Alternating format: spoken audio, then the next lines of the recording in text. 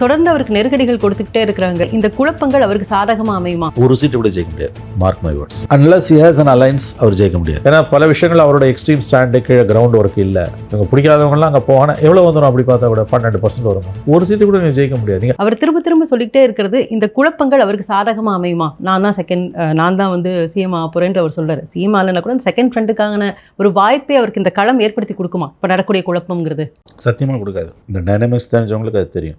Unless he has an alliance அவர் ஜெயிக்க முடியாது. ஒரு சீட்டு கூட ஜெயிக்க முடியாது. Mark my words. வாக்கு வங்கி அரசியலோட அடிப்படை this first past goal system. 30% எவன் தாண்டானா அவன் தான் ஜெயிக்க முடியும். 10% வச்சுட்டு அதிகப்படி 8% 10% அவலாம் அடுத்த எலெக்ஷன் 12%. It's Plato. அதுக்கு பிறகு அது மேலே போகாது. அப்படியே நின்றுடும். ஸ்டாட்டிக்காக நின்றுடும். நான் பல தடவை சொன்னதான், மோடியிலேருந்து ராகுல் காந்திலேருந்து ஸ்டாலின்லேருந்து மம்தா பானர்ஜிலேருந்து சந்திரபாபு நாயுடுலேருந்து காஷ்மீர்லேருந்து கன்னியாகுமரி வரைக்கும் Indian politics is full of coalition politics தான். ஆனானப்பட்ட மோடியே 38 கட்சியை வச்சு தான் பிரதமர். ஸ்டாலின் வந்து எத்தனை கட்சியை வச்சு பிரதமர்? எடப்பாடி எவ்வளோ கட்சியை சேர்த்துக்கிட்டு சிஎம் ஆவார் வாய்ப்பு இருந்தால். ஸோ இது உங்களுக்கு வந்து இந்த டைனமிக்ஸே ஃபண்டமெண்டல்ஸ் சீமானுக்கு புரியல. அவர் அதை ஏற்க மறுக்கிறார். அப்படின்னா முடிவு மாறாது. இதில் இந்த அரசியல் குழப்பம், உங்கள் கேள்வி நல்ல கேள்வி. இப்போ ஒரு அரசியல் குழப்பம் இருக்குது, அதை ஏன் அவரால் எக்ஸ்ப்ளாய்ட் பண்ண முடியாது. ஏன்னா பல விஷயங்கள் அவரோட எக்ஸ்ட்ரீம் ஸ்டாண்டு கீழே கிரவுண்ட் ஒர்க் இல்லை. இவங்க பிடிக்காதவங்கலாம் அங்கே போவானா எவ்வளோ வந்துடும்? அப்படி பார்த்தா கூட 12% வருமா? ஒரு சீட்டு கூட நீங்கள் ஜெயிக்க முடியாது. நீங்கள் அக்ராஸ் த ஸ்பெக்ட்ரம் 234 தொகுதியிலையும் 14% 16% ஒவ்வொரு தொகுதியிலையும் வாங்கினாலும் யுவர் ரிசல்ட் வில் பி 0. வாக்கு வங்கி அரசியலோட பெரிய ப்ளஸ் மைனஸ் ரெண்டுமே அதுதானே. ஒரு எதிரியை இன்னொரு எதிரியோட சேர்த்து தான் வீழ்த்த முடியும். திமுக எனக்கு பெரிய எதிரி, நம்பர் 1 எனிமின்னா அதிமுகவோட சேர்ந்து மட்டும்தான் வீழ்த்த முடியும். இதுக்கு சரியான உதாரணம் மூப்பனார். 96 ஜெயலலிதாவை வீழ்த்த கருணாநிதியோட சேர்ந்தார். தான் கட்சியிலேருந்தே விலைக்கு வந்தார்.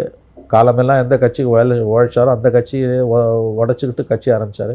2001 கரெக்டாக 5 வருஷத்தில் அதே கருணாநிதியை வீழ்த்த ஜெயலலிதாவோட கை கோத்தார். அது கண்ணு முன்னால் இருக்க உதாரணம். அது சீமானுக்கு புரியவில்லை. விஜயகாந்த் உதாரணமும் சீமானுக்கு புரியல. 11 கருணாநிதியை வீழ்த்த ஜெயலலிதாவோட சேர்ந்த விஜயகாந்த் 16 கலைஞரோட சேர மறுத்தார். அதனால தான் அந்த கட்சி காணாமல் போச்சு. அவர் 16 கருணாநிதியோட சேர்ந்து தானே இன்றைக்கி கட்சி ஒரு 30 எம்எல்ஏ வந்திருக்கும். அடுத்தடுத்த கட்டங்கள் அதுவும் போஸ்ட் ஜெயலலிதா போஸ்ட் கலைஞர் பீரியடில் அவர் ஒரு சக்தியாக உருவெடுத்திருப்பார்.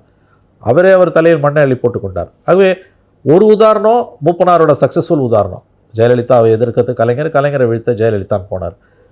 அதில் 50% பாதி கிணறு தாண்டி கிணறுல விழுந்தார் விஜயகாந்த். ஜெயலலிதாவோடு சேர்ந்து கருணாநிதியை வீழ்த்தினார். அகைன் கருணாநிதியோட சேர்ந்து ஜெயலலிதா வீழ்த்திருக்கணும். அந்த வாய்ப்பை அவர் கோட்டை விட்டதோட விளைவு அரசியலில் கிட்டத்தட்ட அவர் காணாமல் போனார்.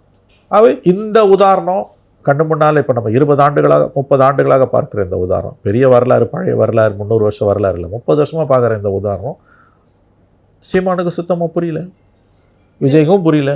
இந்த எண்ட் ரிசல்ட் வில் பி 0.